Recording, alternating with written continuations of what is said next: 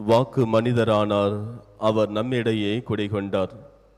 இயேசுவில் பிரியமான சகோதர சகோதரிகளே, கடவுள் மனிதரோடு வாழ வேண்டும் என்று ஆசை கொள்கின்றார். கடவுள் மனிதர்கள் மீது வைத்திருக்கின்ற அன்பு மிக மிக அளப்பரியது. கடவுள் மனிதர்களோடு எப்பொழுதும் நல்ல உறவிலே இருக்க வேண்டும் என்பதுதான் கடவுளுடைய விருப்பமாக இருக்கின்றது. அதற்கு நான் எந்த எல்லை வேண்டுமானாலும் செல்வேன் என்பதை தான் ஆண்டவர் இயேசு கிறிஸ்துவை நம்மிடத்திலே மனிதராக அனுப்பி தன்னுடைய அன்பை வெளிப்படுத்தியிருக்கின்றார். ஆண்டவர் இயேசு கிறிஸ்து ஒரு மனிதனாக இவ்வுலகிலே பிறந்து நம்மோடு வாழ்ந்து நம் ஒவ்வொருவரையும் மீட்டிருக்கின்றார். எபிரேயருக்கு எழுதிய திருமுகம் 1வது அதிகாரம் 1வது வசனத்திலே கொடுக்கப்பட்டிருக்கின்ற வார்த்தைகள், பலமுறை பல வகைகளில் முற்காலத்தில் இறைவாக்கினர் வாயிலாக நம் முன்னோரோடு பேசிய கடவுள் இவ்விருதி நாள்களில் தன்னுடைய ஒரே மகன் வழியாக நம்மிடம் பேசியுள்ளார் என்று குறிப்பிடப்பட்டிருக்கின்றது. ஆக கடவுள் தொடக்க முதல் இன்று வரை நம்மோடு ஒரு நல்ல உறவில இருக்க வேண்டும் என்பதற்காக என்று என்னென்னவோ செய்து கொண்டிருக்கின்றார். அதனுடைய ஒரு உயர்ந்த எல்லைதான் ஆண்டவர் இயேசுவை நம்மோடு வாழ வேண்டும் என்பதற்காக என்று மனிதராக இவ்வுலகிற்கு அனுப்பி நம்மோடு வாழ வைத்திருக்கின்றார். ஆண்டவர் இயேசும் நம்மோடு வாழ்ந்து கொண்டிருக்கின்றார் இந்நாளும். ஏனென்றால் அவர் இம்மானுவேல், கடவுள் நம்மோடு. இந்த கடவுள் என்றும் நம்மோடு இருந்து கொண்டிருக்கின்றார். காரணம், நம்முடைய வாழ்விலே இறைவனுடைய ஆசீர்வாதம் மிக அவசியம். இறைவனுடைய அந்த ஒளியானது நம்முடைய வாழ்விலே இருந்தால் மட்டுமே இருள் நிறைந்து நம்முடைய வாழ்வானது ஒளிரும். இருள் நிறைந்து நமது வாழ்வானது மாறும், நாமும் கடவுளை அடைய முடியும். எனவே கடவுள் நம்மோடு இருந்து கொண்டிருக்கின்றார். இந்த கடவுள் தன்னுடைய அந்த கடவுளுடைய தன்மையை வலிந்து பற்றி கொண்டிருக்க வேண்டியது ஒன்றாக கருதவில்லை. மாறாக அனைத்தையும் ஒதுக்கி வைத்துவிட்டு நமக்காக என்று மனிதராக ஆனார் என்பதை புனித பவுலடியார் மிக தெளிவாக சொல்லுகின்றார். பிலிப்பியருக்கு எழுதிய திருமுகம் 2வது அதிகாரம் 6வது வசனங்களிலிருந்து நமக்கு கொடுக்கப்பட்டிருக்கின்றது.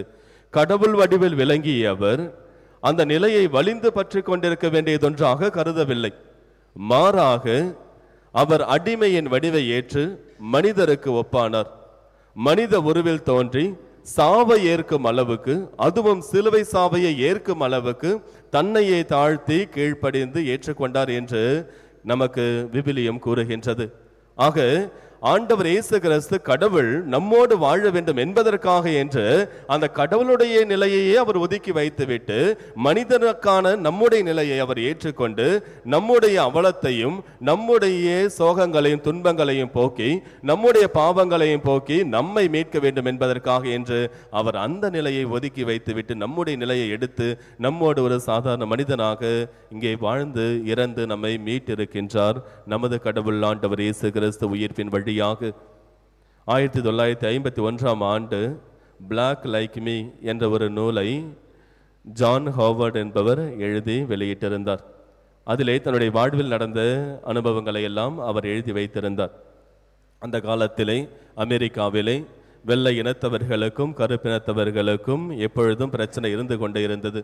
வெள்ளை இனத்து மக்கள் எப்பொழுதும் கருப்பினத்தவர்களை அசிங்கப்படுத்திக் கொண்டும் துன்புறுத்திக் கொண்டும் அவர்களை அடிமைகளாக வைத்துக் கொண்டிருந்த தருணம். ஜான் ஹாவர்ட் ஒரு வெள்ளை இனத்தை சார்ந்தவர்.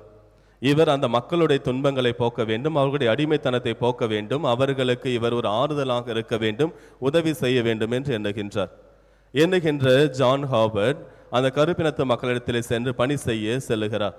அவ்வாறு செல்லுகின்ற பொழுது அந்த கருப்பினத்தவர்கள் அவரை ஏற்றுக்கொள்ளவில்லை. காரணம், இவர் வெள்ளை இனத்தை சார்ந்தவர். எனவே இவரை அவர்கள் ஏற்றுக்கொள்ளவில்லை. இவர் என்னென்னவோ செய்து பார்க்கின்றார், அவர்களுக்கு அன்பாக பேசுகின்றார், உதவிகளை செய்கிறார். அப்பொழுதும் கூட அந்த கருப்பினத்தவர்கள் அவரை ஏற்றுக்கொள்ளவில்லை. கடைசியாக ஜான் ஹாவர்ட் என்ன செய்கின்றார், வீட்டிற்கு சென்று கரியை எடுத்து தன் மீது முழுவதுமாக பூசிக்கொள்கிறார். வெள்ளை நிறமான தன்னுடைய தோல் முழுவதையும் கரிகளால் பூசிக்கொண்டு ஒரு கருப்பு மனிதனாகவே மாறிவிடுகின்றார். மாறிய பிறகு மீண்டும் அந்த மக்களிடத்தில் சென்று, இப்பொழுது நானும் உங்களில் ஒருவன் தான், என்னை ஏற்றுக்கொள்ளுங்கள் என்று குறிப்பிடுகின்றார். உடனே அவரை அந்த மக்களும் ஏற்றுக்கொள்ளுகிறார்கள். அவர் அந்த மக்களோடு அங்கிருந்து அவர்களுக்கு நிறைய உதவிகளை செய்து அவருடைய துன்பங்களை எல்லாம் போக்குவதற்கு நிறைய உதவிகளை செய்து வந்தார். இதைத்தான் தன்னுடைய வாழ்வில் கிடைத்த அனுபவமாக அவர் பிளாக் லைக் மீ என்ற அந்த நூலிலே எழுதி வைத்திருக்கின்றார். இயேசுவில் பிரியமான சகோதர சகோதரிகளே, நம்முடைய வாழ்விலும் நாம் நம்முடைய நிலையிலிருந்து கீழே இறங்கி மற்றவர்களுக்கு உதவி செய்ய ஒருபோதும் நாம் சிந்திக்க கூடாது.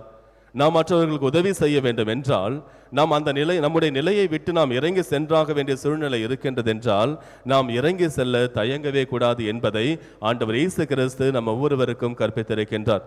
நம்மோடு உடன் வாழ்ந்து கொண்டிருக்கின்றவர்களுக்கு நம்மால் முடிந்த உதவியை நாம் செய்ய வேண்டும்.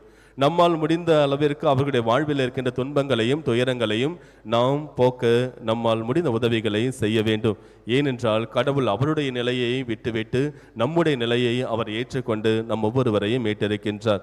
செக்கரியா தன்னுடைய பாடலிலே தூய ஆவியால் நிரப்பப்பட்டு அவர் கூறிய வசனம் லூக்கா நற்செய்தி 1வது அதிகாரம் 68வது வசனத்திலே சொல்லுகின்றார், நாம் நம்முடைய கடவுளாகிய ஆண்டவரை போற்றுவோம், ஏனெனில் அவர் தம் மக்களை தேடி வந்து மீட்டருளினார் என்று. ஆக கடவுள் நம்மை தேடி வந்து மீட்டிருக்கின்றார். நாமும் நம்மால் முடிந்த உதவிகளை நம்மோடு உடன் வாழ்ந்து கொண்டிருக்கின்றவர்களுக்கு தேடி சென்று செய்வோம். அவர்கள் வாழ்வில் நாம் ஒளியாக இருப்போம். ஆண்டவர் இயேசு கிறிஸ்து எவ்வாறு நம்முடைய வாழ்விலே ஒளியாக இருக்கின்றாரோ அதே போன்று நாமும் மற்றவருடைய வாழ்வில் ஒளியேற்றக்கூடிய மக்களாக ஒளியாக இருப்போம். ஆமீன்.